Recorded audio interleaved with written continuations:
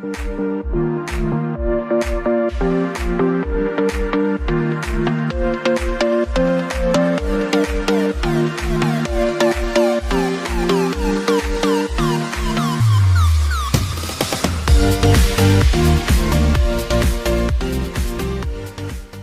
friends, I am Shivaji Bhaskar, Faculty of Russian at the School of Foreign Languages, IGNOU. I welcome you all to this course Basics of Russian Communication Skills Part 1. As you are aware that in the previous modules we have discussed about various aspects of the Russian language and phonetics. We have discussed about the Russian alphabet, words combinations, verbs and certain other examples. Now, in the previous module, since we were discussing about the verbs of motion, now we will take you to the case system in Russian. As you are already aware that in Russian there are certain cases which defines and gives meaning to the sentences. The cases are like the imenitelny падеж or предложный падеж or дательный падеж, etc.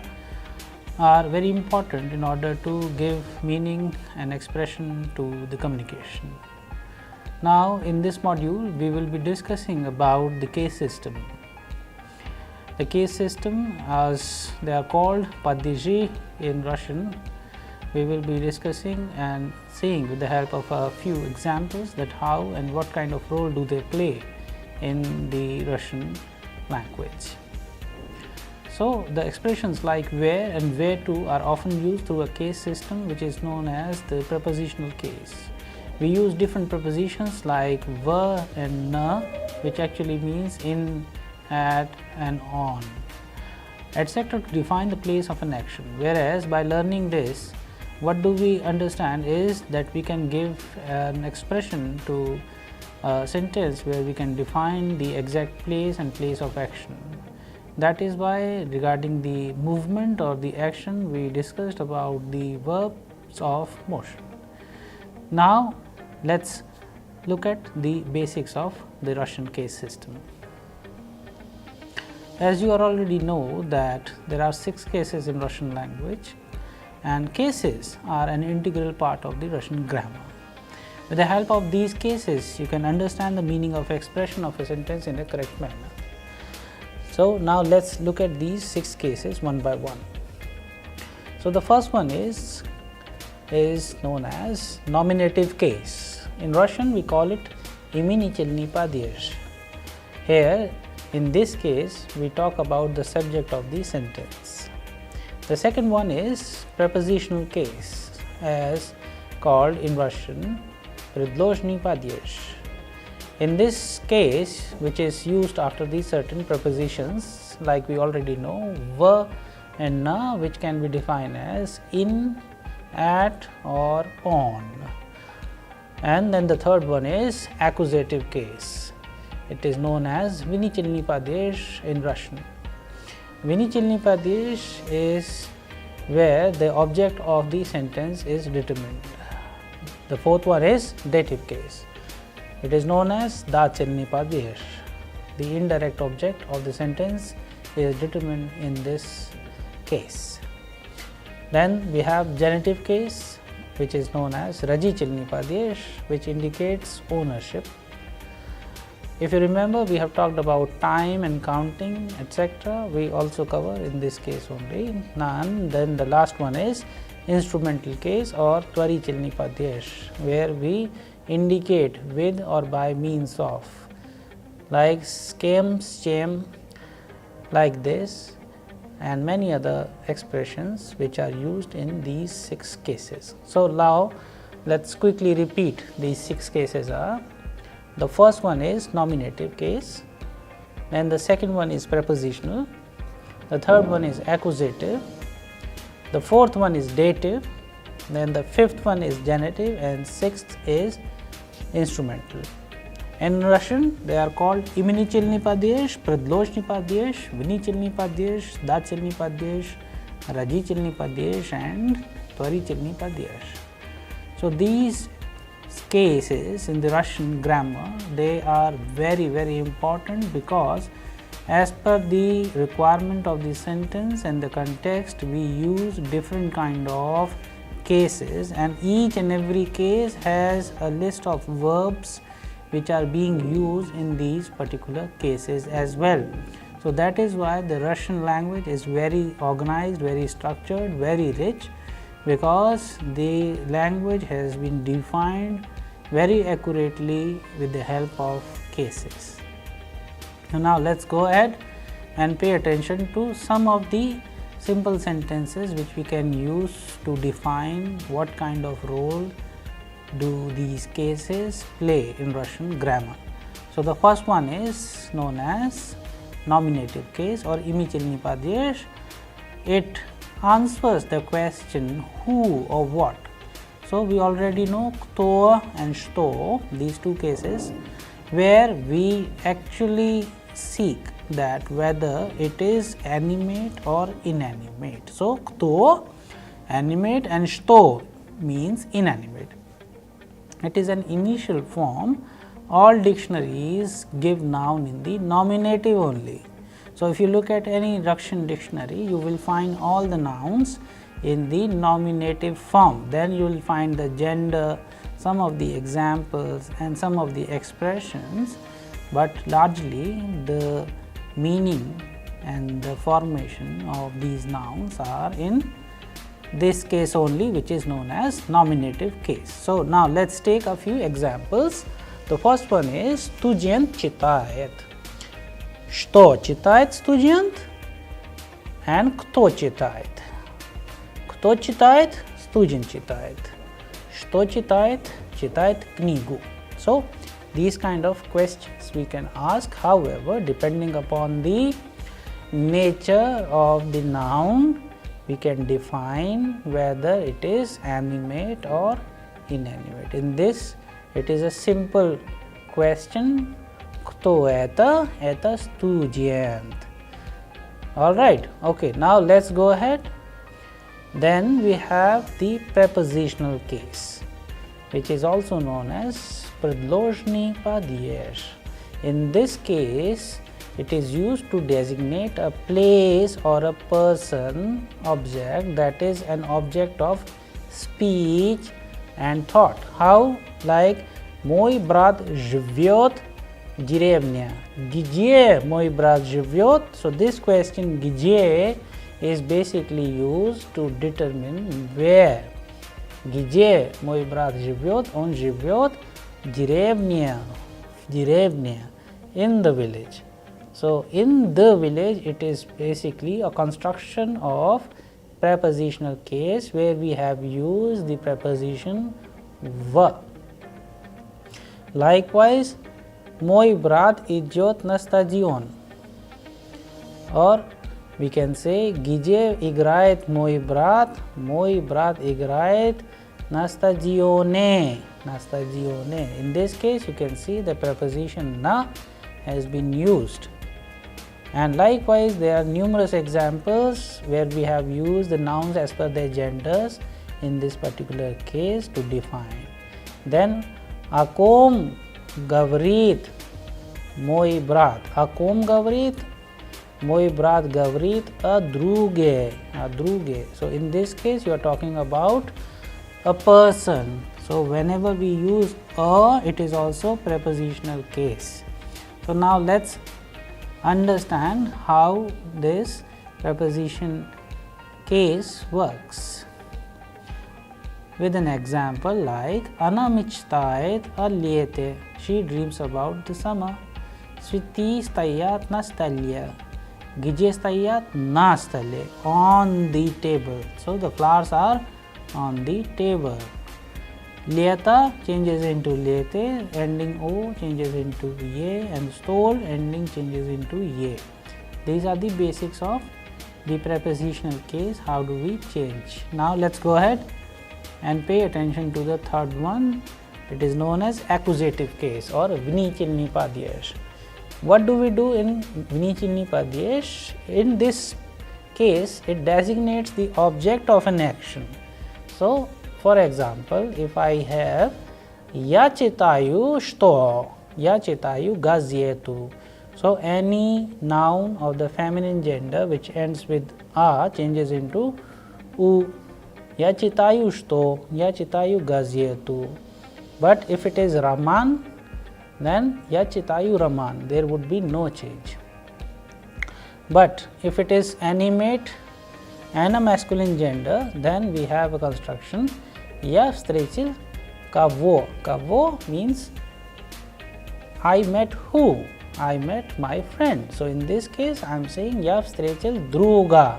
If it is Anton, я встретил Антона, Ashoka, Ramesha, etc. So in this case, the construction would be like this. Gazeta changes into gazetu.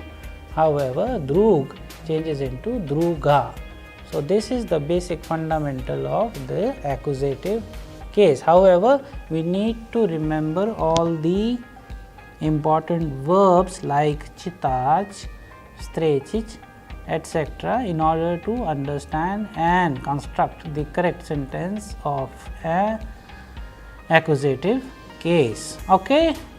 So now we will go ahead and pay attention to the fourth one, known as the fourth case is dative case or da chalni padyesh. What do we do in this case? In this case, it helps us in designate the something which is given or addressed to.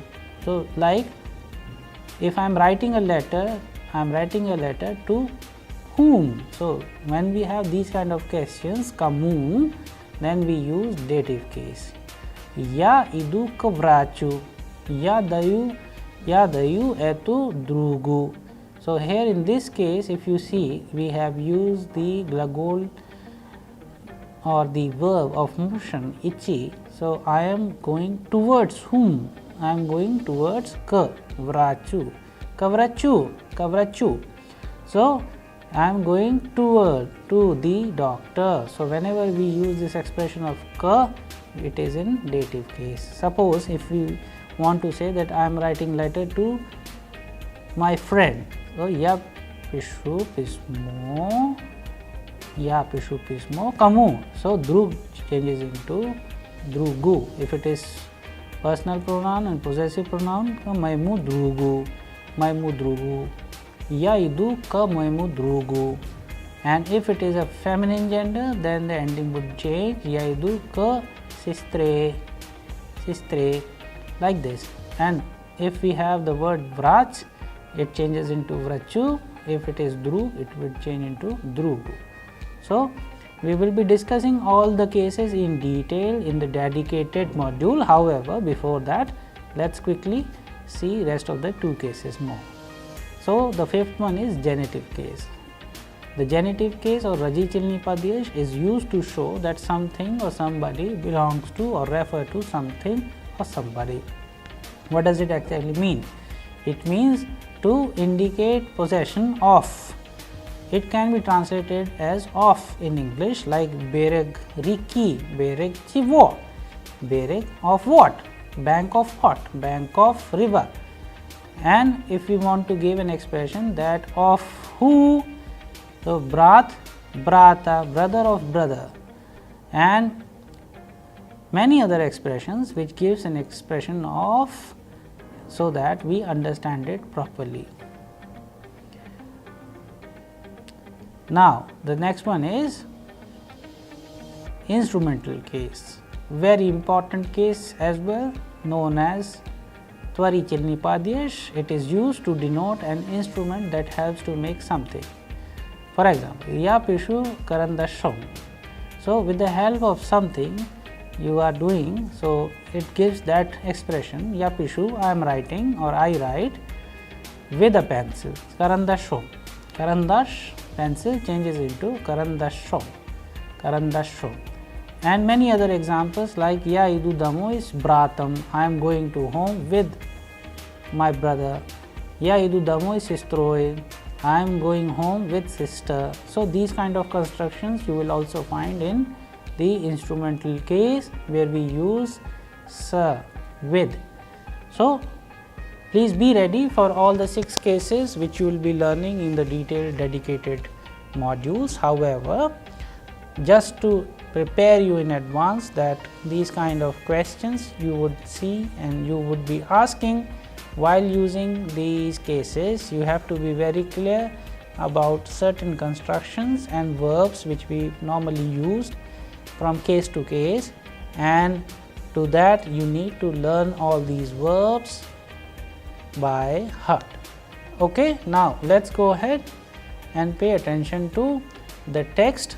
As you know, why we are using the text in this module, because the text are very important aspect of language learning. As a methodological tool, text help us in enriching our knowledge as well as prepare us for the language acquisition and learning in an efficient manner. So that is why you might have seen many texts in almost all modules which we have used in the course.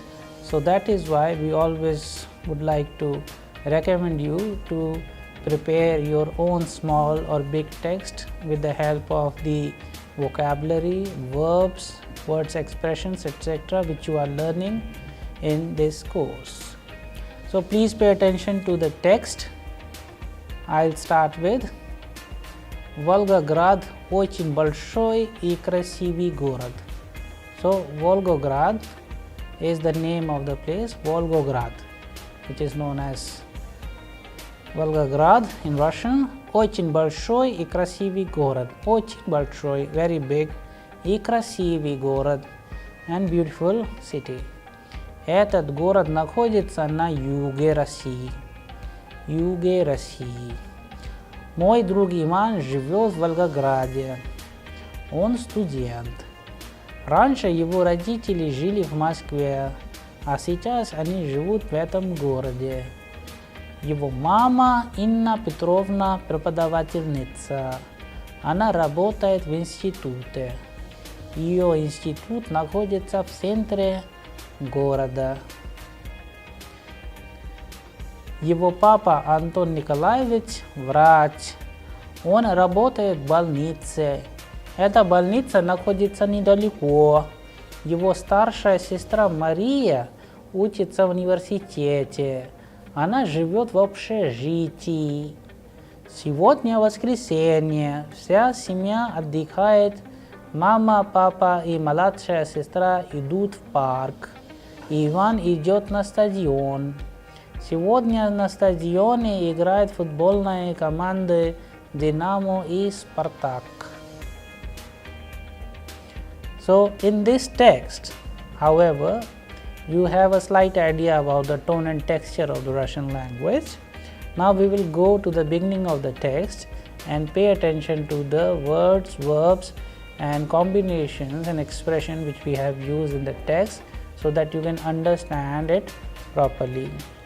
So, Volgograd очень большой и красивый город. Volgograd is a very big and a beautiful city. So, as per the requirement of the noun, there is an agreement between the adjective ending as well as the noun. In this case, there is an agreement between this город, which is of masculine gender, and красивый and большой. Alright, so большой и красивый город. Какой город? Волгоград. Какой город Волгоград? Волгоград очень большой и красивый город. So these kind of questions you can ask while constructing your own text. Этот город находится на юге России. Этот город, какой город? Волгоград. Где находится Волгоград? Волгоград находится на юге России. Yug means south. Na yuge, on the south of Russia. So Volgograd is situated in south of Russia. Мой друг Иван живет в Волгограде. Мой друг живет где? Мой друг живет в Волгограде. Кто живет в Волгограде? Мой друг живет в Волгограде. Или Иван живет в Волгограде. Then он студент. Кто он? Он студент. Раньше его родители жили в Москве. Где жили родители? Раньше. Раньше родители жили в Москве. So here you can see in the prepositional case we have used Moskve. and the conjugated form of rich in the past tense for ani, because rajicili is plural, parents, ranshe, earlier, yivo, his. So earlier his parents lived in Moscow. Asicha is ani живут в этом городе. Каком городе? Волгограде. Его мама Инна Петровна преподавательница. So whose mother is a college teacher, professor, mother of Ivan. So его мама Инна Петровна преподавательница. Она работает в институте. Где она работает? Она работает в институте. Here you can see the construction which we have used is in prepositional case. Она работает в институте. So in place of institute you can use университет. Она работает в институте, в университете. You can also replace institute, университет and replace it with школа. Она работает в школе. But преподавательница we normally find in college or in a university. So if you want to make a construction, она работает в школе, for example, then it has to be учительница. Его мама Инна Петровна, она учительница, она работает в школе. So like this, so that there is an exact meaning and the construction of a sentence is technically correct. Then ее институт находится в центре города. Ее институт находится, is situated in в центре города. В центре. В центре, right in the center of the city, Volgograd. Okay, now let's go ahead and pay attention to the next para. Его папа Антон Николаевич врач. Врач. So, врач is a doctor. So, Антон Николаевич работает врачом. Кем он работает? Он работает врачом. This is the instrumental construction. If you want to make further sentences based on the cases, then you can also find these kind of constructions. However, you will learn about it in detail in the dedicated modules. Он работает в больнице. Где работает папа Антон? Папа Ивана, and his name is Anton Nikolaevich. Papa Ivana работает в больнице. So this is a construction of родительный падеж. Of father of Ivan. So Ivana. Отец Ивана Антон Николаевич работает в больнице. Кем он работает? Он работает врачом. So these kind of constructions. Then эта больница находится недалеко. Эта больница находится недалеко. Его старшая сестра Мария учится в университете. Then эта больница находится недалеко means this hospital is situated not very far. Недалеко. Его старшая сестра Мария учится в университете. And his elder sister Maria studies in the university. Она живет в общежитии. She lives in a hostel. Okay, now let's go ahead and pay attention to the last para of the text. Сегодня воскресенье. Сегодня воскресенье means today is Sunday. You can also change it with any other day of the week. Вся семья отдыхает. The entire family is taking rest. Мама, папа и младшая сестра идут в парк. Mother, father and younger sister are going to the park. Идут куда? Идут в парк. That is why the ending of park does not change because it is in the verbs of motion. А Иван идет на стадион. А куда идет Иван? Иван идет на стадион. Сегодня на стадионе играют футбольные команды Динамо и Спартак. So, here in this case you can see that we have used the preposition na. Сегодня на стадионе. Today at the stadium, football teams Dynamo and Spartak are playing. So, you can also make your own sentences like this. I hope the text is clear to you. Now, we will pay attention to some of the words, verbs and word combination and expressions. Like nakhojitsa, this we already know means to be situated.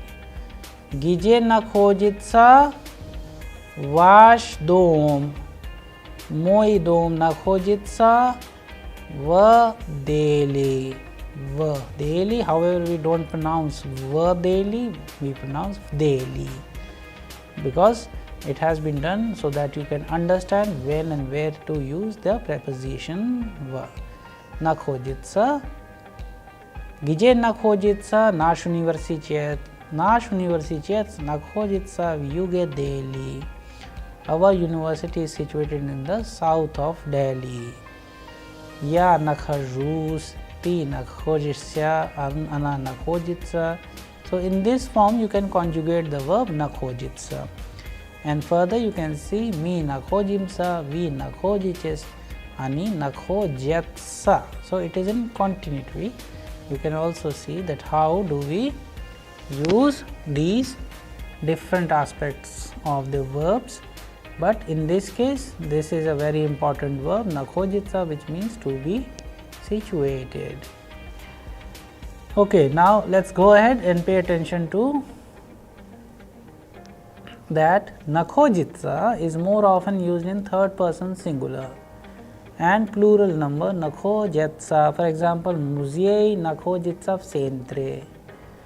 Whereas эти фабрики находятся на востоке Дели.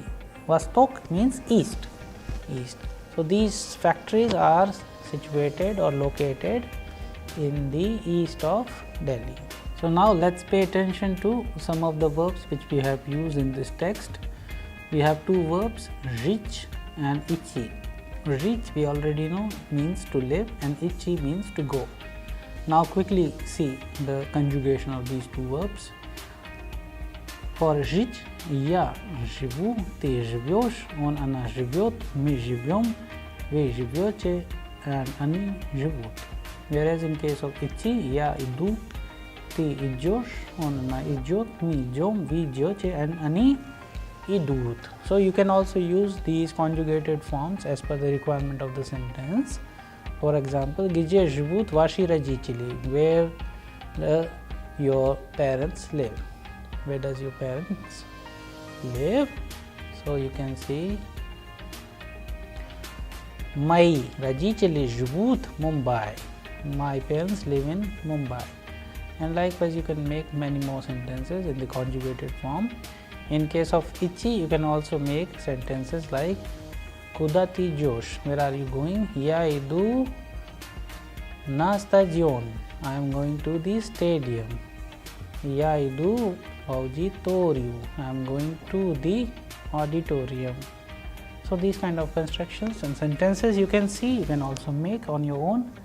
Now, let us go ahead and pay attention to one concept which we have covered, that где, which means where, denotes location, whereas the word kuda, which means where to, denotes destination. So, this is the basic difference. However, we have already covered it in the previous module, which was dedicated to the glagoli движения or the verbs of motion. So, normally this kind of question you can be asked in the text like сейчас я в киоске. Where I am at the kiosk right now. So, сейчас я в киоске. Где? Куда? Я иду в киоск. Я иду в киоск. So, this is the basic difference.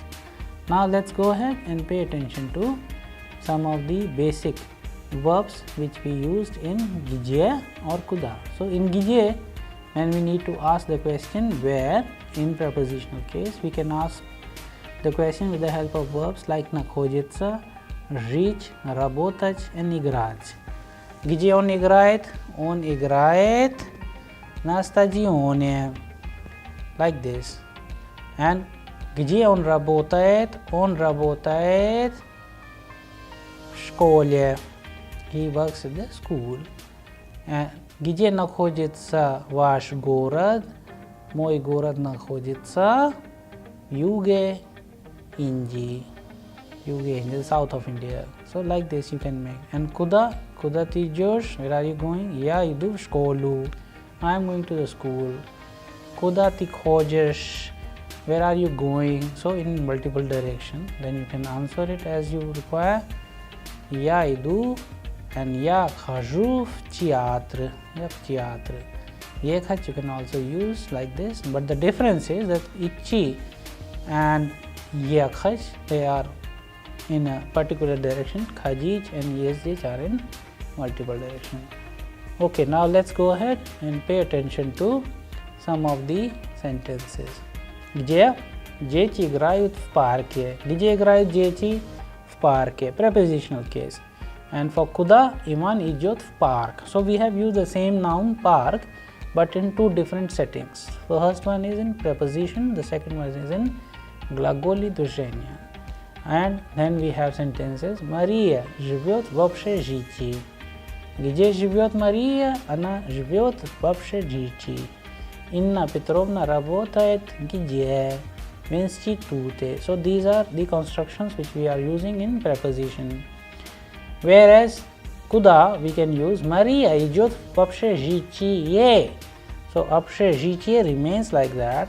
However, if we want to use in the form of a feminine gender, it can be Мария идет в библиотеку. Biblioteku, because it is in the verbs of motion. So that is why we have used the conjugated form of ichi kuda, and the feminine gender changes into u if it ends with r. If it is ya, for example auditoria, it would be Maria идет в аудиторию. Alright, so Inna Petrovna идет куда? Она идет в институт. Где она работает? Она работает в институте. Где Мария живет? Она живет в общежитии. So this is the basic difference. You can pay attention to how we have constructed these sentences based on the usage of где or куда. So I hope you have understood the basic meaning of the different cases of Russian. As these 6 cases, they give meaning to the construction of sentences and communication. That is why the usage of these different 6 cases are of utmost importance. However, there is a number of verbs and expressions which we oftenly use in a particular case. That is why identifying these verbs and expressions is not a very difficult task. You can note them down in your notebook in order to prepare yourself in advance for efficient communication in Russian, as well as you need to pay attention to the certain questions which we use in different cases, like you have seen кто and что in именительный падеж, whereas где and куда we use in the prepositional case and глаголе движения. You will also find many other such questions like кому, кого чего, с кем, с чем, and many other such expressions which actually defines with a very absolute clarity that this is basically of that particular case. So let's discuss that in the upcoming modules. I hope you enjoyed this particular module which was about the case system in Russian. Thank you.